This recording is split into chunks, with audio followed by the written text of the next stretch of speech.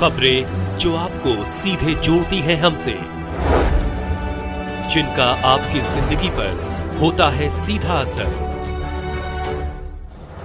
खबरों की वही तस्वीर, बिना बदले बिना डरे, जज्बा सच का लिए, सच दिखाते हैं। कलेक्ट्रेट बार एसोसिएशन बलिया में शपथ ग्रहण समारोह आयोजित।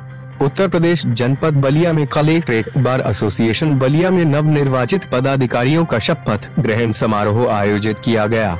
इस अवसर पर अध्यक्ष पद पर मदन लाल वर्मा ने शपथ ली। अन्य पदाधिकारियों में महामंत्री पद पर राजू ओझा, वरिष्ठ उपाध्याय पद पर रमेश पांडेय और कोषाध्यक्ष पद पर रामजश यादव ने भी शपथ ग्रहण की। शपथ ग्रहण समारोह के मुख्य बिंदु कार्यक्रम का आयोजन कलेक्ट्रेट बार एसोसिएशन के नवनिर्वाचित पदाधिकारियों के लिए शपथ ग्रहण समारोह आयोजित किया गया था। पदाधिकारियों की शपथ मदन लाल वर्मा ने अध्यक्ष पद की शपथ ली, जबकि राजू ओझा महामंत्री, रमेश पांडेय वरिष्ठ उपाध्याय और रामजश यादव कोषाध्यक्ष पद की शपथ ली। दाइश समारोह में उपस्थिति इस अवसर पर कलेक्ट्रेट बार एसोसिएशन के सदस्यों और अन्य अधिवक्ताओं की उपस्थिति रही। अपने कलेक्ट्रेट बार एसोसिएशन के सारे कर्मचारियों के लिए, सारे कर्मचारी कचहरी कर्मचारी के बारे में कह रहे हैं।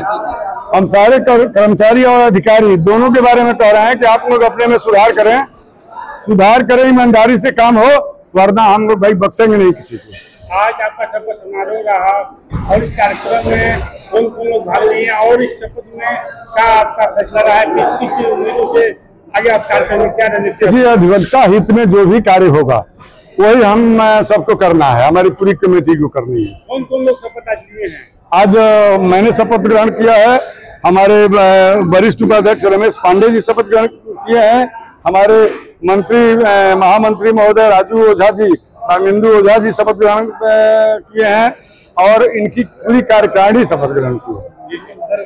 शपथ समारोह को क्या संदेश रहेगा, क्या कहेंगे आप? ये हमारे वो मंत्री जी बताएंगे। क्या अपना परिचय बता दीजिए। मैं बालेंद्र कुमार ओझा, इस सत्र का नवनिर्वाचित महामंत्री हूँ। सर, आज के कार्यक्रम को लेकर क्या कहेंगे? आज का कार्यक्रम अधिवक्ताओं में भरपूर उत्साह के साथ मनाया गया है, क्योंकि इसके पूर्व में बार 2 गुटों में बटा हुआ था। इस बार जो चुनाव हुआ है वो सारे अधिवक्ताओं को जो कलेक्ट्रेट बार से संबंधित हैं उनको एक साथ जोड़ के चुनाव हुआ है और इस चुनाव में जो भी अधिवक्ता विजयी हुआ है उसने एक मुहिम लेकर विजय प्राप्त किया है और उस मुहिम के तहत हम ये चलाएंगे कि हम जैसे ईमानदार हैं, हम अधिवक्ता कभी भी चोर बेईमान नहीं होता है, वो हमेशा ईमानदार होता है। लेकिन आज अधिकारी जिसके पास तनख्वाह के रूप में 30,000 40,000 रुपए हैं और उसके पास अकूत संपदा है, लेखपाल के पास कितनी तनख्वाह है, फिर भी हर लेखपाल के पास कोई स्कॉर्पियो से चल रहा है, कोई बोलेरो से चल रहा है।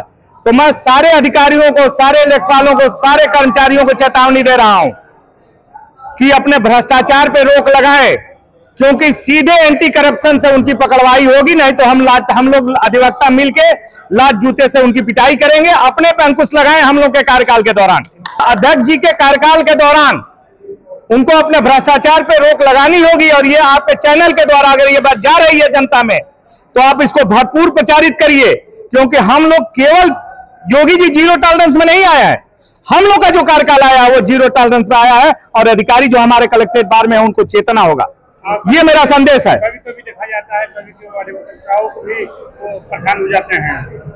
अधिवक्ता परेशान नहीं होता है, अधिवक्ता कभी परेशान नहीं होता है। थोड़े समय के लिए वो दिक्कत में आता है, लेकिन फिर लास्ट विजय हम अधिवक्ताओं की ही होती है। अपने व्यक्तिगत समस्या में हम कभी परेशान नहीं होते हैं, अंतिम विजय तो हम ले ही लेते हैं। मेरा नाम रमेश कुमार पांडे है, मैं इस सत्र में वरिष्ठ उपाध्यक्ष के पद पर निर्वाचित हुआ हूँ। सर, आज शपथ आपने लिया, क्या रहेगी आपकी, आप किस तरह कार्य करेंगे अपने संगठन के साथ? देखिए, हम लोग के 2-4 विजन हैं। पहला तो विजन हम लोग का ये है कि कचहरी में जो अशक्त और बीमार अधिवक्तागण हैं, कोशिश हम लोगों की होगी कि उनके लिए कुछ न कुछ किया जाए। और जहाँ तक सवाल है भ्रष्टाचार का, तो माननीय मुख्यमंत्री जी से मिलकर के और जो उनका विजन है उसके मुताबिक हम लोग कार्य करेंगे अध्यक्ष जी के नेतृत्व में। बहुत बहुत धन्यवाद सर। मैं अपने कोषाध्यक्ष पद से निर्वाचित हुआ हूँ।